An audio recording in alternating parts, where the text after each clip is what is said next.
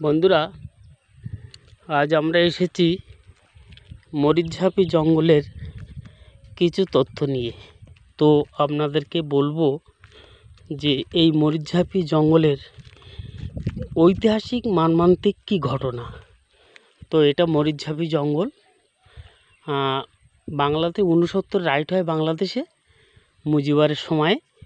তো যখন 69-এর বাংলাদেশের যুদ্ধ হয়, তো তখন হিন্দুদের উপরে প্রচুর তখন অত্যাচার শুরু হয় এবং হিন্দুরা প্রাণের ভয়ে বাংলাদেশ ছেড়ে রায়মঙ্গল নদী পেরিয়ে ইন্ডিয়ায় চলে আসে। এসে ওই মোল্লাখালী,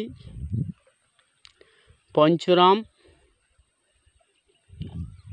এবং কুমিরমারি, তো পুঁইজালি, বিভিন্ন জায়গায় নদীর লিভার সাইডে অর্থাৎ রাস্তার বকচরে তাঁবু বেঁধে বাস করে। তখনকার সময়ে তাদের খাদ্যের প্রচুর অভাব হয়, খাদ্য সংকটে অনাহারেও থাকে সবাই প্রায়। তো তখন ভুট্টা,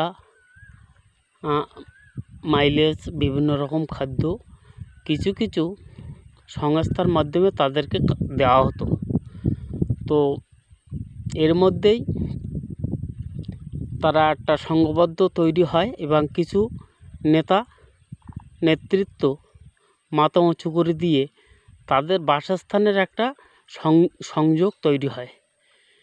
এবং কিভাবে তখন 69-এর সুন্দরবন মানে রক্ষা করার যে টাইগারের সে সময়ে অনুমোদন হয়নি, অর্থাৎ জঙ্গল রক্ষা তো কমিটি তখন তৈরি হয়নি। তো সে সময় ফণীভূষণ মণ্ডল, আজাদ হিন্দের ঝুড়ো ঢালি এবং আরও অনেক ব্যক্তিরা তখন একটা ওরা মন্তব্য তৈরি করে যে মরিচঝাপি জঙ্গল কেটে এই শরণার্থী বাংলাদেশ থেকে যারা পেরিয়েছে তাদেরকে বসতি স্থাপন করে দিলেও বা রাতের পর রাতে জঙ্গল কেটে তারা এই মরিচঝাপি জঙ্গলে অনেকটা এরিয়ায় বেড়ে বসতি স্থাপন করে। হাট হয়, সেখানে বড় বড় দোকান, জেনারেটর দিয়ে লাইট সাপ্লাই। এই জঙ্গল কাটতে গিয়ে বসতি স্থাপন করতে গিয়ে প্রচুর লোক প্রাণও হারিয়েছে। তার কোনো হদিশ নেই, তার কোনো গণনাও নেই। সে সময় যন্ত্রচালিত বোট ছিল না, তো নৌকা বেয়ে মানুষ যাতায়াত করত।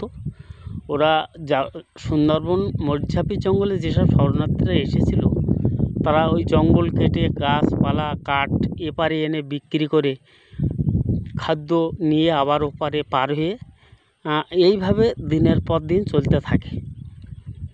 বাচ্চা কাচ্চার মুখে খাদ্য তুলে দেয়। তো 77-এ যখন জ্যোতিবাবু ক্ষমতায় আসলেন তখন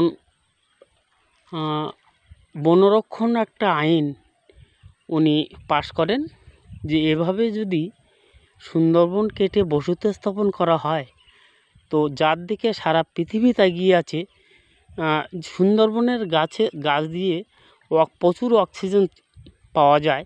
এরা কার্বন ডাই অক্সাইড শোষণ করে আর অক্সিজেন ছাড়ে। এই অক্সিজেন নিয়ে সারা পৃথিবীর লোক বেঁচে থাকে। তো তার চারদিকে একটা শোরগোল পড়ে যায়। তো জ্যোতিবাবু একদিন রাত্রে প্রচুর লঞ্চ এনে এই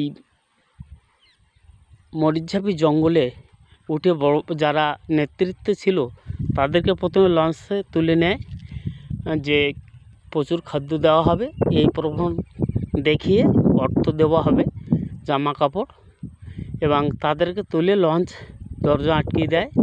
তারপরে যারা বসতি ছিল তাদেরকে সব পুলিশ, মেয়ে পুলিশ, ছেলে পুলিশ মানে দিয়ে মেয়েদের ছেলেদের প্রচুর মেরে ধরে লঞ্চে তোলে, অনেক বাচ্চা কাচ্চাও পড়ে যায়, অনেক বৃদ্ধ থেকে যায়।